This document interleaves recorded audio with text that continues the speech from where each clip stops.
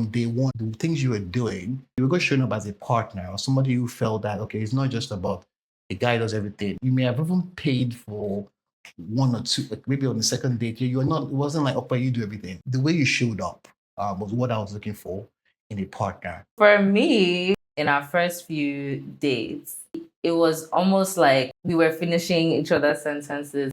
I think I told one or two friends max that I was like, this man might be my husband. Welcome to Family Meeting, where Wahala meets small wisdom. Today we have a very, very special edition. Actually, the most special, in fact. I'm here with my husband, and we're going to share a bit of our love story. Traditional wedding is actually in a few days, so it's coming up really, really quickly. And I think something that's special about our story that you might want to share is that we got engaged after 4 months of dating. Then we got married after 8 months. And now we're over a year in and we're doing the, big Nigerian traditional ceremony. I'm actually shooting this from Brazil. So we're having a little honeymoon before the big day. And my love, do you want to tell us how we met? Let's take it all the way back to how we met. Yes. So to the audience out there, this is my first ever podcast. I'm not used to being on the spot this way, but we will try to share as much as possible and go with the flow. Why do you look stressed, my love? But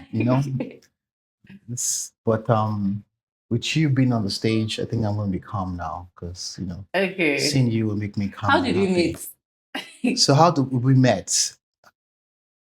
I first met Tara about, let's say, 3 years ago, and it was actually at a happy hour after work drinks event. Okay. At work. So my company had organized an after work drinks mainly for actually people that work in the firm, and it was actually held in Peckham in London at a beautiful rooftop.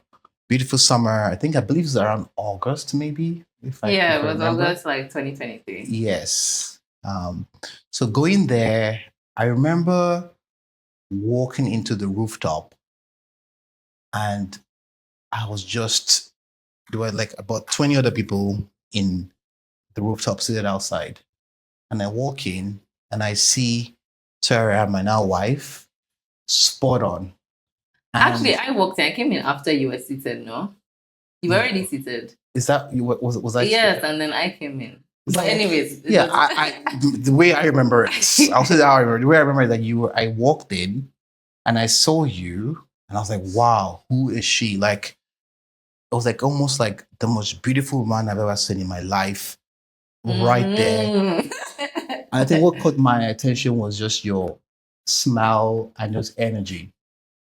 So I walked in, but I tried to understand the situation, but I observed that Tara was next to another guy. So I was like, okay, maybe, let me just calm down. Maybe this is a boyfriend or she's married. I didn't necessarily see a ring on her hands that day. As I walked in and I sat down, I think all the night, of course, I was talking to my other colleagues, but I kept looking at her. We may have said hi, okay, as part of introducing everybody else, but we didn't really talk that day. I think it was, hello, how are you doing? I think your name was Tara, and I think you were... You think my name was Tara? No, you say your name was Tara. No, I remember now that you say that was your ex. Yeah, that was my ex. Like time. My boyfriend at the time. Yeah, so my ex. I kind of like just left it there. And I was like, oh, wow, what a lucky man. That's kind of what I actually said to myself. What a lucky man. Good for him. So at the same 2 weeks later, I believe you were invited to that work party because you're already meant to be there by your ex's friend who worked at my we firm. met again a few times afterwards. Yeah. So we met 2 weeks later. Yeah. And then I believe, again, was very brief. We said hi, and that was it. Nothing, and that was it. So fast forward about 2.5 years later, this is where it gets interesting. I went on a first date hinge date to watch a play called Slave Play. That was the title, in Peckham. And being in London, you try to do cultural things. I don't necessarily watch plays as regularly or as often, but that day I'm like, let me just do something different. So I went to watch slave play on the first hinge date. I had no idea what the play was about, but I was like, let me just show up. And she seemed interested. As we watched the play, I realized the play was actually one of the most um, interesting / provocative plays I've ever seen in my life. I'm like, wow, what a play. Just to give those in the audience listening to this, it was almost like the first stage of the play, there was actually like a naked scene, right? And the play was a very deep play. It was actually about interracial dating, and how race and plays a part in dating. And I think it was a very deep play. But my date at that time was very uncomfortable because first day she's meeting me, I'm bringing her to this like in quote R-rated play, and I could tell that she was just dying to leave. So immediately the play was over because in my mind I was like, I'm going to take her on a date and we'll go for drinks and unpack it. She just stood up and said she has to leave now. I'm like, oh, can we grab drinks? She's like, no, I have to leave right now. I'm like, no worries, let me at least walk you to the station. And she was going towards Charing Cross. As we stepped out towards Charing Cross, and I'm trying to like have a conversation with her, all of a sudden I see Tara walking towards me. He says, hello. I'm like, this is. I actually honestly didn't remember Tara's name at that time because I also didn't remember his name. It's been 2-3 years. So I was like, this is this babe that I had seen 3 years ago that I was captivated by. And now she is walking, this time by herself. The roles reversed. I'm with somebody else. So we just said hi and, walked my date at that time to the station. Never heard from that date ever since that day because, of course, there was no interest. But that evening, I got back home and I was like, wow. I was like, I have to like reach out to this tutorial. So one thing, he has like maybe 500 people on his contact list. If not 1,000. If not, yeah, closer to 1,000 because he knows a lot of people. He went through every single contact to see which name kind of would remind him of what my name could have been because he couldn't remember my name. But I remember your name was very unique. So yes. Torera. I actually don't know any Toreras in my life. So it's almost There are a few of us. There's nobody like us. So it was like almost Torera. And so when I saw the name, I was like, yes. And I messaged you right there. I said, hey, how are you doing? Yeah. I think I waited 24 hours because I didn't want to be too desperate if I messaged you that day. Let me just wait, give her 24 hours. I messaged her and I said, hey. And I remember she responded and said, hey, how are you doing? And she said something around, oh, looks like I caught you in a very interesting moment. Yeah, something that Ope missed out as well was actually that I was also coming out from a play. So I was watching Shifters and our theaters were right beside each other. So I just happened to get a ticket that time. I was like, let me go and see this play. Everyone has been raving about it. And he too he wasn't that much of a huge theater goer before. But like he said, he just happened to decide to go to that play. His friend had recommended that he go to that play. Yes. And shout out to Kim. We ran into each other like as we were coming out of both plays that were literally right beside each other. So like we could have missed it was a very random moment. Yeah, I think it had to be like if I had taken a different exit or I sat in a different location. Our paths most likely would never have crossed because I live west, you live east. We don't necessarily have the same circles of friends per se. Yeah. So our paths will never have crossed. So I think for me, I won't say I really believe in too much of but that was a divine moment in terms of the encounter. And like I said, the rest is history. I think you had joked at me and joked and said, "Oh, you saw me looks like I was in an interesting situation." Yeah, we wanted to form like he wasn't on a date. I was like, that looks like. So I had to quickly let her know that please don't know. It was just one date that actually wasn't that good. We went to watch Love Slave Play and she didn't like it. So I had to find a nice intro to almost like set up a date with Tara. So I said to her, hey, it'd be good to meet up with you for drinks to unpack Slave Play because she said she had watched it. I'm like, oh wow. Yeah, I was one of I watched it on the opening night. Yeah. Mostly because Kit Harington was on it.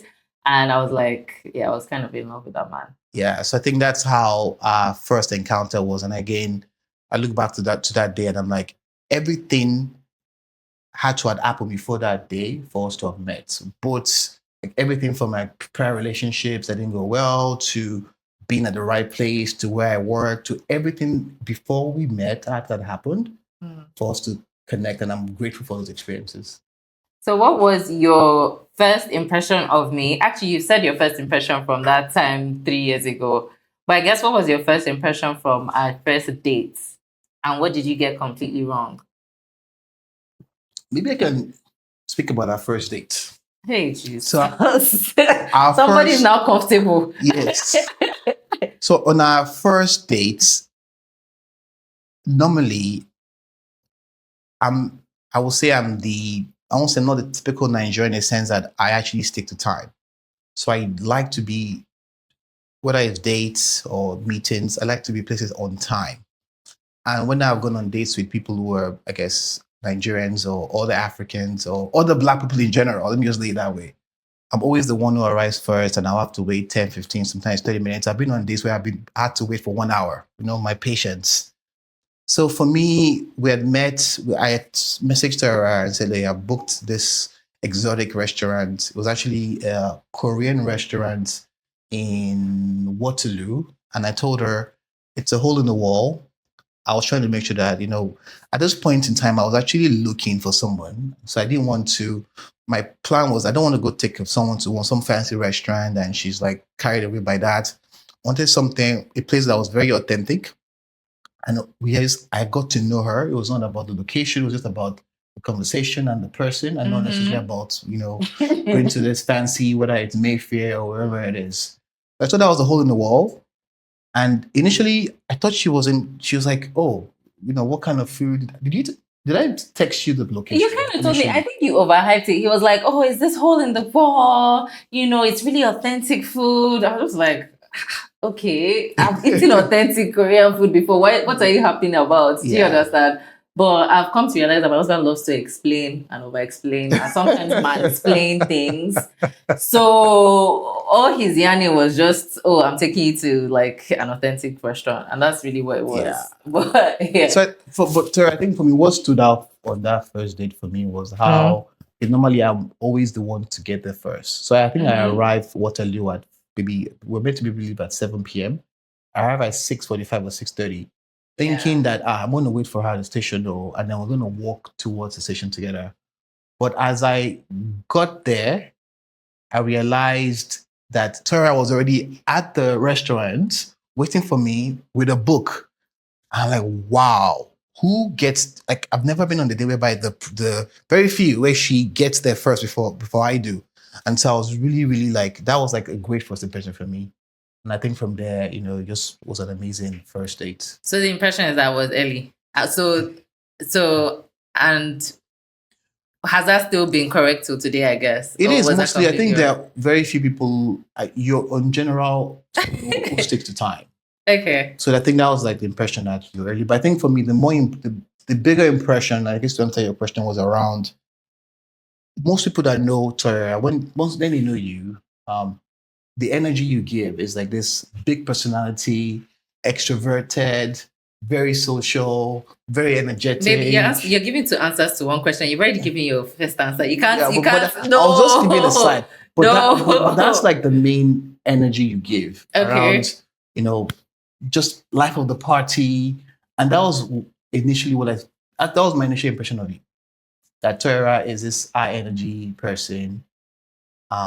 And she is, but Tara, for those who know Tara very well, you're actually introverted. That energy is just initially just to for like you almost summon energy to be that person, but in your natural state, you're introverted, and that's who you are. I think that's something that at least as I got to know you, I was like, oh, okay, she's actually a lot more calm.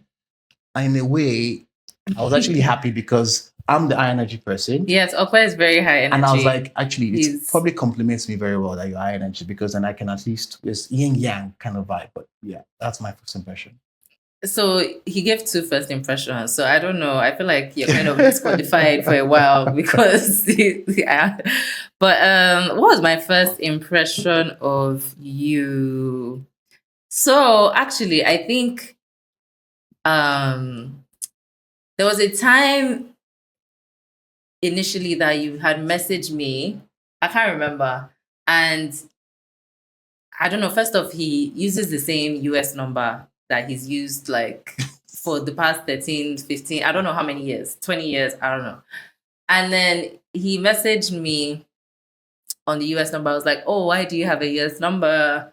And he kind of explained he just kept it. Then he now said he was traveling somewhere to Senegal. Then the next time I messaged him, he was traveling somewhere to somewhere. I don't even know the countries he was visiting or whatever. And I just remember thinking, this man is not that serious. Like, but this was before we went on our first date. This was like at some point, like, yeah, in those years that we didn't really, yeah, we didn't really see. But I remember thinking, it's not that serious. But I guess in that way, I was completely wrong. He's the most serious, the most serious man there could be, to be honest. What do you want to say? You should give them this. I guess as we speak, we should also talk about the story about my WhatsApp profile. Okay. So I was actually going to add, I think what you also should say in terms of, in addition to the number I've had since I was 16. So since you were 16. Since my WhatsApp number since I was 16, I have never changed. Mm-hmm. I had a profile picture for. He had a profile picture with Obama that he kept as his WhatsApp profile picture at least for 15 years or so. Or for 10, 15 10, years, 15 but years. then he changed it after we got married. And changed it to what? To us. Yes. Just wanted to throw that out there. Okay. And what made you feel like I was the one, and when did you know? I would say between the second and third date. Okay.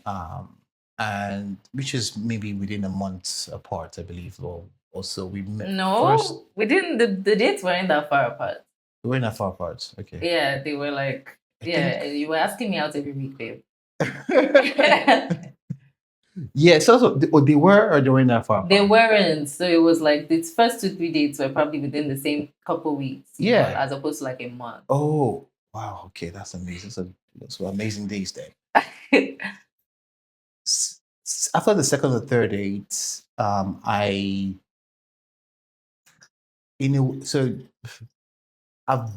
course, I'm 41 now, and I think when I met, I was 40, and you were 39, turning 40. I was 39, turning 40. Yes, yes, I was 39, turning 40, and of course, I've been in prior relationships before, and I will say that in prior relationships, when I've been dating, there may be chemistry, there may be, I may have, we like each other, but I was always something on my mind. I was like, is this the one?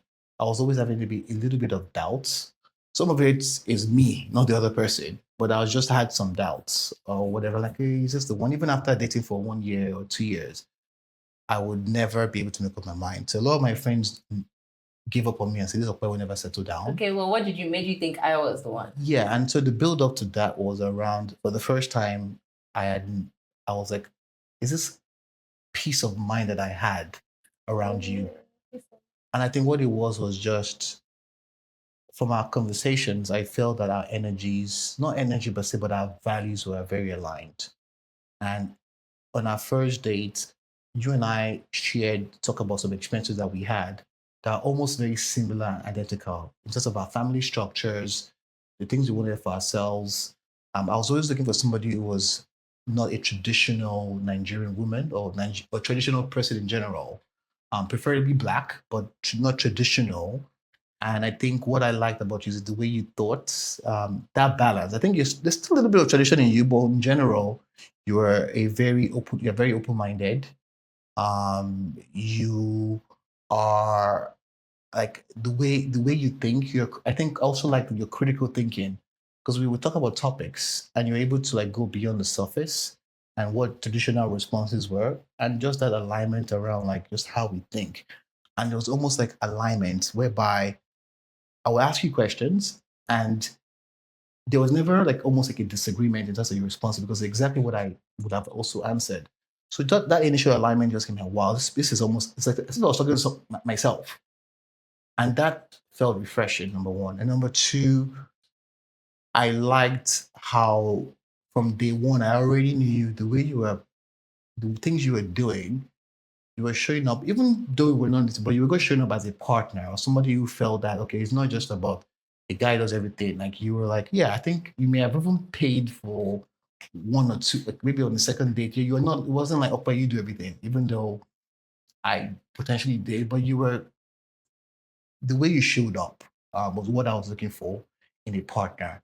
So when I looked at my, I guess, checklist of my core values around somebody who was open minded, somebody who had integrity, somebody who was honest and willing to be vulnerable, somebody who was adventurous, and somebody, I guess, I'm blessed, who's also very beautiful and the most beautiful woman I've ever met in my life. Of course, you have to say that. It is true. It is true. All those boxes checked, and I was like, "This is okay. This is a no-brainer. This is my wife." And after a second date to her, I called a few of my friends, and I told them, "Guys, this is it. I found the one." They didn't believe me, but I told them I found the one. Okay. Okay. So for me, what made me feel like you were the one? I think it was very similar, to be honest, in the sense that we had in our first few dates, it was almost like he we were finishing each other's sentences, but also we didn't even believe. Sometimes I'd ask him a question, I wouldn't believe that his response was real because it was like, why is he saying exactly my thought process and the way I'm thinking? And it was a bit confusing. But at the same time, there was a bit of reassurance in the sense that I didn't give him the answer. He actually just said it by himself, Whereas when you're first dating, there's a bit of mirroring that people do where you're trying to like match the other person's energy in certain aspects. But like he was just voluntarily giving this information, and all of it was just exactly how I thought about in terms of my core values and everything. So I remember for me it was like the third date. I was just thinking to myself, I think I told one or two friends max that I was like, this man might be my husband, because it was just a bit surreal. It seemed a bit more like like a film trick. So I would say like my third date. But let's go to our engagement story. This happened when we were in Cape Town, and it was 4 months. Like I said, it was 4 months after we met. We started dating actually, not after we met. And Tara was bold enough to come on a vacation with me to Cape Town. Yes, let me get there, babe. You've had your time to shine. Yes. Yes. So what happened? First off, I think it was from October. So let's say we went on our first dates in September, like very early September. From October, he was telling me to buy tickets to South Africa. And I was just like, why is he was really pushing, like, you need to go to Cape Town. It's so beautiful. He got all his friends to tell me how beautiful it was and how much of a great time I would have and all these things. And I was just like, okay. I mean, it's a bit, yeah. At the time, October, after just a month, I was like, am I sure? And everything. But, I just said, we'll see, Max, if I change my mind, if we fight in Cape Town, is it not to rent house or rent this thing? I was just like, okay, let's just see, everything. And he really made a huge deal about it. Little did I know, not only had let's even forget the proposal, he had planned like a whole like 3-4 weeks of activities. He hosted actually my friends as well in the apartment. So we had like, I think we did everything from wine tasting in like vineyards. We went horse riding. We went to several amazing restaurants, beaches, like hiking. Oh my gosh, yeah. But the views, everything was beautiful in Cape Town. In fact, if anything, I was too stressed from the enjoyment. It was too much, actually. And then, like the 2nd of January, we had planned to go to, at least this is what I thought we were doing. He said we were going to go to a retreat type of thing, and the idea was that we'll plan our year and we wanted to plan it together. So in my mind, I was like, okay, what are my career goals? What are this, so that we can put both our goals, our financial goals, everything. We can put both of them together and figure out how to align, how to support each other, all these things, like lay it out and everything. So he said, oh, he's found this place. It's really quiet, it's by, so that's what I was expecting anyways. So as we start getting to the place, it's 2-3 hours outside of Cape Town, right? Yeah. Yeah. It's 2 hours. Okay. It's 2 hours outside of Cape Town. And then where suddenly it goes from like normal terrain, like all the houses are white, very picturesque. It almost looks like, if you've been to Mykonos, it kind of looks like a Mykonos. Like the water is so clear blue, the beaches are like white, like it's beautiful. That all the houses are white. It's like an idyllic little village. It's called Paternoster. And he got us a room in one of the hotels, like beautiful hotel. And I remember thinking to myself, oh, you didn't, because he overhypes things a lot. So I was already expecting that this thing won't match what is hyped. But when I got there, I was like, oh, okay. It's actually, it's matching. It's giving. It's giving. And then, the day we arrived, there were no petals on the floor when we arrived. And I remember messaging my friend that was also like that we hosted as well. Like, I thought that Okwe was going to engage, propose to me, or I was so scared. But obviously, I think the hotel people made a mistake or something by putting the petals at the moment, like when we just arrived, right? But anyways, that didn't happen. So I just thought, maybe just romance, all these things that and everything. Then he planned a full day, like we did spa, we did like massage treatments or something. Then in the evening, he said, let's take a walk. I said, okay, let's take a walk. Then by the time we came back to the hotel in the evening after the walk, the whole room and the whole balcony had been essentially transformed into something else. Like it was like dim lights, the petals were now there, but for good reason. They had set up the dining table, and they initially was meant to be in the balcony, but it rained. So it had a lovely balcony that like looked into the beach and the water and the sea and all of that. So because it had rained, they now moved it indoors. And at that point, I knew that something was going down. Was going down. Yeah, at that point when I entered the room, I was like, oh, okay. It's about to go down. But we had the whole dinner first, actually, before, and then you had a poem. Yes. Playlist. What is that poem? It's still somewhere. Yeah, and then he proposed to me, and I think I was in shock for like 24 hours. She was. I was just like in shock. Even when he was calling people, I was like in shock. Yeah, and that's the story of how we got engaged January 2nd, 2025. So the ring, briefly about the ring story. No. He got a huge ring, a huge ring. Because I said I liked gold, or I wanted a ring with gold. He got this thick band, and it was so big and ugly. And all his friends had advised him not to use that ring. So, anyways, as a great, wonderful husband that he is, he was like, please, make your design. We'll get them to the jeweler to like remake it into whatever design you want. So we got 3 bands out of that same gold for that first ring. So I have my engagement ring, I have the wedding band, and then his own band as well. Just that he's not wearing his, but his own band as well also has the same gold. So yes, yeah, cut from the same block. What was going through your mind the morning of the engagement or proposal? Sorry. So, like I had mentioned earlier, I was actually very calm the entire time.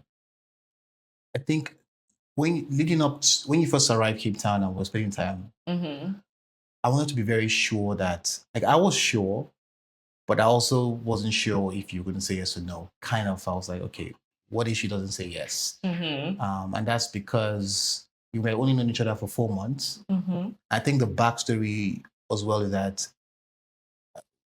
I didn't, the proper way, given that we are both Yoruba from the same culture, is to ask each other's family and parents before the lead up. So that wasn't done because I only knew one of your friends.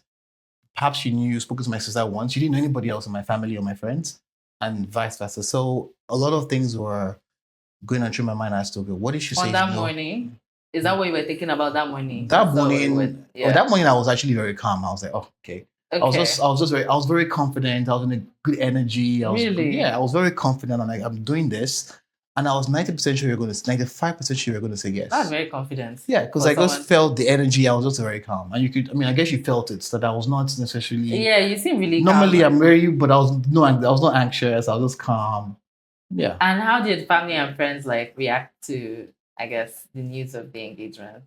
So I think the initial things were first big shock and surprise. Like I said, I was turning 40. Everybody, typical man 40s. Like, when are you going to settle down? A lot of people are giving up on me. People have tried to match me with their family, with their sisters, with their cousins, and all that stuff. And there's no one who I felt that I was a match for. I felt that this was the one. So with Toya, like I said, after the second date, I knew this is the one. There was no hesitation. So when I told my family within 4 months of dating, I'm like, call my sister, my brother, and a few of my friends. I'm saying, I'm going to be proposing to Toya in Cape Town in January, and they're like, what? And they were all very shocked. Not that they weren't happy for me, but they're like, okay, this is just too quick. This is too fast. How are you sure you've thought through this? Get to know her first, date her a bit longer. So that was the first thing they had said. The second thing was that, okay, have you spoken to her family? Have you spoken to her mom? I said no. Her sister, I said no. And I wanted to, but I didn't have Tara's sister's number. I didn't have her family's number. So I couldn't also, it was going to be hard for me to ask them. And even if I was also worried that if I tried to ask them at that point, they would probably tell me no because they haven't met me. So you just wanted to get it done. And, yes. So actually, at some point, if I was 50-50, like maybe I should wait till, because you and I had planned a trip to the US to see your cousin's wedding. Mm-hmm. And I knew all your family members would be there. So I said, maybe I should wait. I should wait till that I think it was in June, July. I'll have met your mom and everybody else, your family. And that was what I was thinking about doing. And I called one of my other friends. His name is Chris. I said, and Chris is like, okay, it comes a point in a man's life that you follow your hearts and do what you want to do. And you figure out the rest later. And that's the advice he followed. See, this is what they call confirmation bias. He was looking for the answer that would give him the will to just go and do what he wanted to do. And once Chris said, okay, follow your heart, I was like, no one's going to stop me. And I just went ahead and I did it. But ultimately, my family, I think the aftermath, they were all happy. And I think once people meet you, they all understand, oh, okay, we get it. Because I think the energy you bring into the room, the space, your warmth captivates people. And I think that's, once people meet you, they're like, okay, we get it. They're not like worried about, what have we done? They're like, okay, we get it. Funny enough, I feel like a lot of my friends for me, a lot of my friends in the UK kind of already knew about you and stuff like that. So a lot of my close friends that I would care about. Yeah. With my mom, I just knew that my mom just wants to know that I'm getting married. So I already knew that she's not really going to be fussed that much about it. I think the people I had the most difficult time with were people like my close friends who are not in the same country as me. So they never got to meet you. And they just heard all of a sudden, maybe they knew at some point that we were dating. Then next thing is that we're engaged. And they're just all worried. They have 10 million questions. They're like, are you okay? Is there, and obviously their worry came from a good place. But I remember that. I won't say it stressed me out a bit. I think I felt like I wanted them, I wish they trusted me a little bit more and just trusted my decision making process a bit more. But of course, it's all out of love. Like, Yes. I'll do the same thing if any of them did that. I would be like, are you mad? Okay, so let's move quickly to wedding planning because we don't have that much time left, actually. Okay. So, how has wedding planning been for you? He hasn't done much, so I really want to hear what he has to say. So for me, wedding planning has been quick and unexpected. And what I mean by that is that in my thought process of, okay, my priority when I proposed to Tara was I want to be engaged so that we can at least be one unit and start planning life together. Planning life didn't necessarily mean planning the marriage, it was just planning life together. Mm-hmm. So I thought, okay, I will propose and then maybe I have 2 years or 3 years before I start planning the marriage. And that was what's going into my mind. But unknown to me, once the engagement was, the proposal was done, He needs to sit down. there was a All there of was us, a the committee there was will a take chain over. reaction. It's almost like the power. It's like I lost all control of what was going on. Before I knew it, it was like wedding this, wedding that. We are booked hall. Things have been booked. It almost felt as if I was a setup. I was waiting for a man just to appear. And like, well, you've done your part now. Go and relax. The family and friends will take care of the rest. And that's how initially I felt. I'm like, can I get control of this?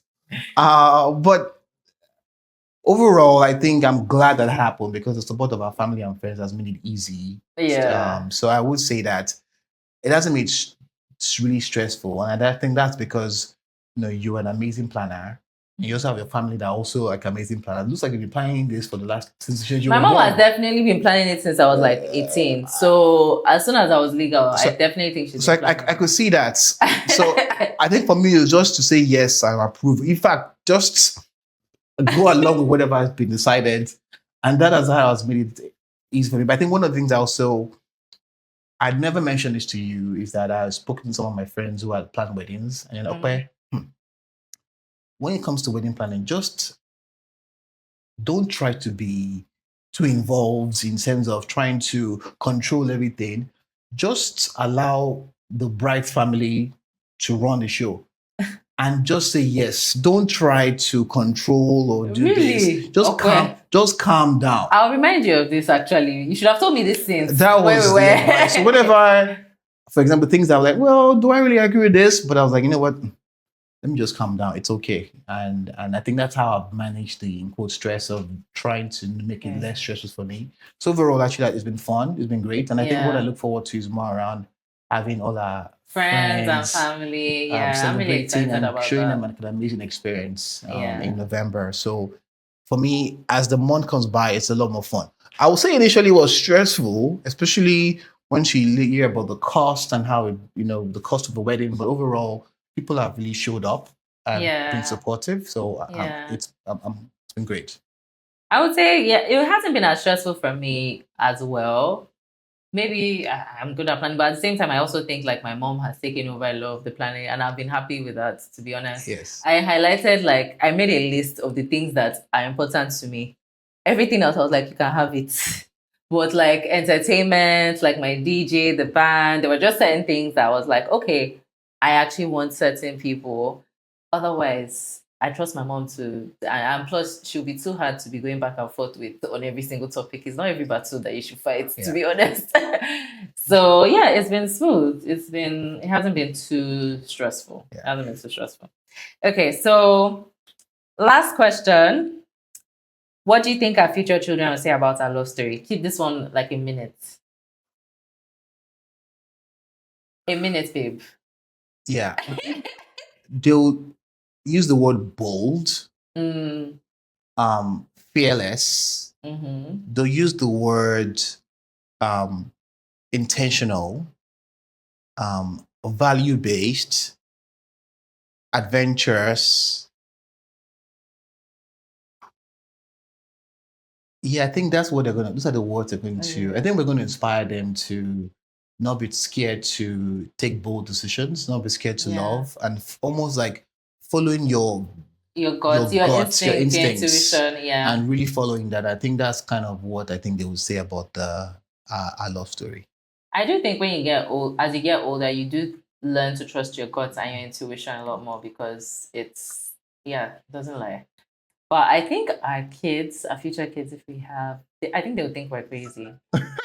I for sure think they'll think we're crazy because, especially like dating now is crazy. So to in their time, I just imagine it'll be even more complex.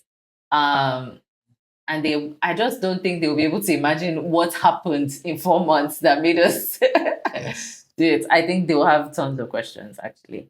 Okay, so we're gonna end with a little game where I ask you a question and you point to either me or yourself as to who's the person, who's the person that is more like this or whatever.